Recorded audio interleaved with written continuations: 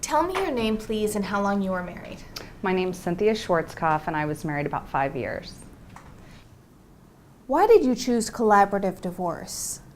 I'm no spring chicken, and in my 40s, I unfortunately have had countless friends who have gone through divorces, and they've been ugly and they've been long, and I've seen what happens when two very adversarial parties combine with two adversarial attorneys, how awful that can be. Your father was a very famous general, Norman Schwarzkopf.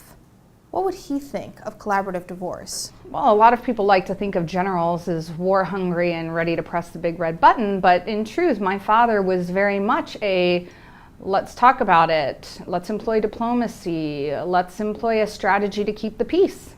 And war should be the absolute last alternative because of the ugly nature of it. Collaborative law gave us an opportunity to have those discussions and discuss strategy and come up with a plan that kept us from ultimately going to war. What was your emotional state at the beginning of this process? It was awful. I was at a terrible low and had never in my entire life anticipated that I'd even have to be considering divorce. Divorce is nowhere in my family. I was the first. I felt like I was failing, but when I had gotten to a place where I had left no stone unturned in trying to keep my family together, I was determined again moving forward to try. I wasn't entirely divorcing my husband. I was going from being married to my husband to being a co-parent with my husband. I didn't get to say goodbye to him entirely. I didn't want to go to war.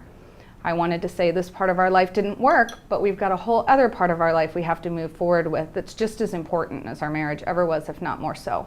And collaborative law, I thought, gave us a chance, a better chance at doing that than hiring two pit bulls to go at it. As the mother of a small child, what was collaborative divorce like? Every single aspect of my divorce that was concerning for me pales in comparison to my concerns about my son. Excuse me.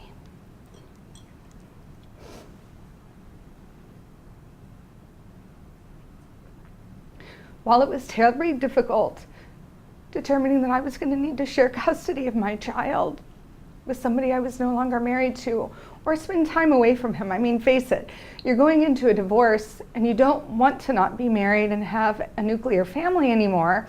And you're looking forward while you're getting divorced and you're saying to yourself, you know, maybe I'm not going to have all the Christmases with my child. And you have all of these concerns, and those concerns are shared by both parents. They're both worried about those things, and I very much was. I know that if I had walked into court, the judge's function is to execute the law, right?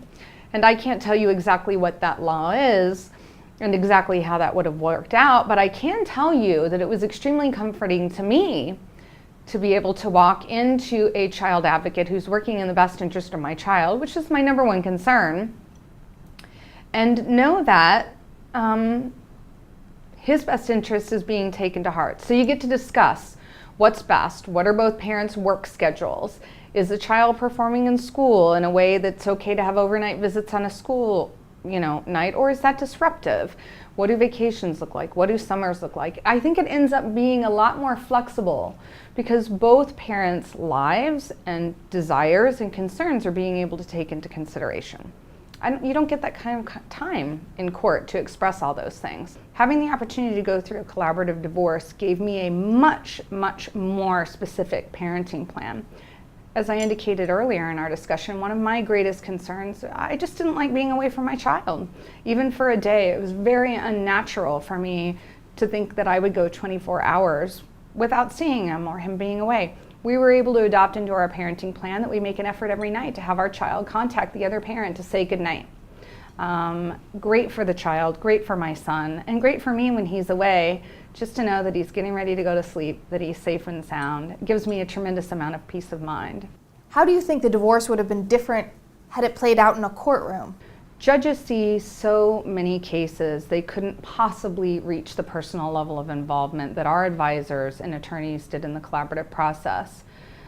I actually shudder to think of what could have potentially happened going before somebody who didn't know me, didn't know my ex-husband, didn't know the nature of my child or any of those things, who with a caseload this high on their table would have to make decisions about how my future was going to function.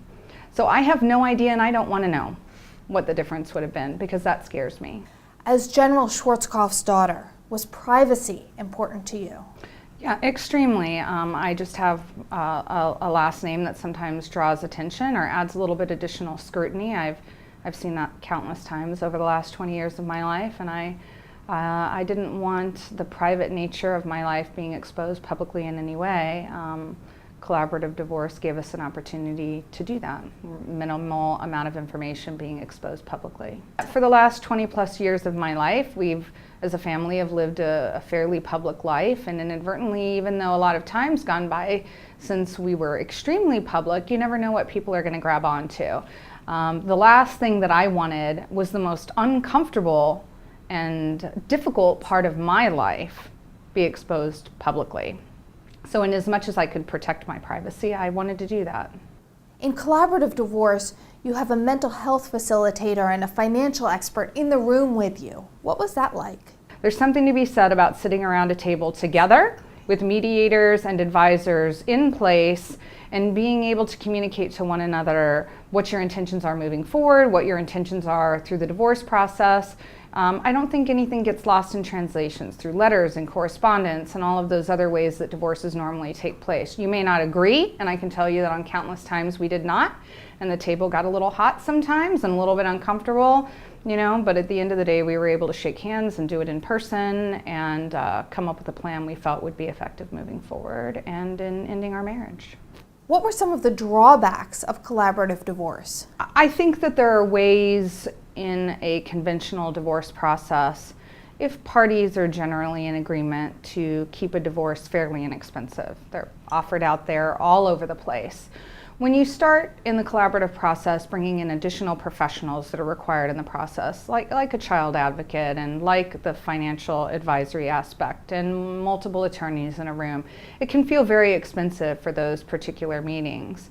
But collaborative law is also a process that can just take a couple meetings as a collective, and you can be finalized if everyone is on the same page. While the process is generally expensive by nature, depending on where you stand in agreement or disagreement with one another, it can be a whole lot less expensive than a litigation approach. For me, I would have to say that collaborative law ended up being more financially beneficial, and you get a whole lot more out of it for what you're paying. It wasn't always easy, but there were moments of agreement and there were moments of collaboration that I don't think that we would have had if we had hired two litigating attorneys to communicate on our behalves via letter and long delays. I think that we would have just increased our paranoia and anger at one another. I think we made the right choice. Gives you a chance to move forward. Had we gone any other way other than collaborative, I can't tell you that this far out we would be done. So it gives you a chance to kind of move forward with the next phase of your life post-divorce.